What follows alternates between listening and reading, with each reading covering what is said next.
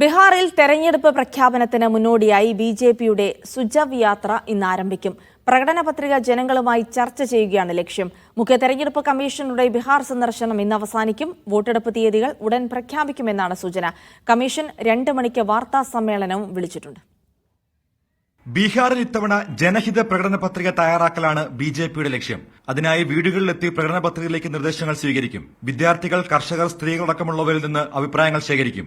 ഉപമുഖ്യമന്ത്രിമാരായ Samrat Chaudhary, Vijaykumar Sinha, BJP സംസ്ഥാന അധ്യക്ഷൻ ദിലീപ് ജയ്സ്വാൾ എന്നിവർ ചേർന്ന് വൈകിട്ട് പരിപാടിക്ക് തുടക്കം കുറിക്കും. ഇന്നു മുതൽ ഈ മാസം 20 വരെയാണ് സുജവ് യാത്ര നടക്കുന്നത്. അതേസമയം ബീഹാറിൽ രാഷ്ട്രീയ പാർട്ടികളുമായി ഇന്നലെ നടത്തിയ യോഗം ഫലപ്രദമായിരുന്നുവെന്നാണ് തെരഞ്ഞെടുപ്പ് കമ്മീഷന്റെ വിലയിരുത്തൽ. ഉന്നത പോലീസ് ഉദ്യോഗസ്ഥരുമായും നോഡൽ ഓഫീസർമാരുമായും കമ്മീഷൻ ചർച്ച നടത്തി. വോട്ടെടുപ്പ് 2 ഘട്ടങ്ങളായി പ്രഖ്യാപിക്കുമെന്നാണ് റിപ്പോർട്ട്.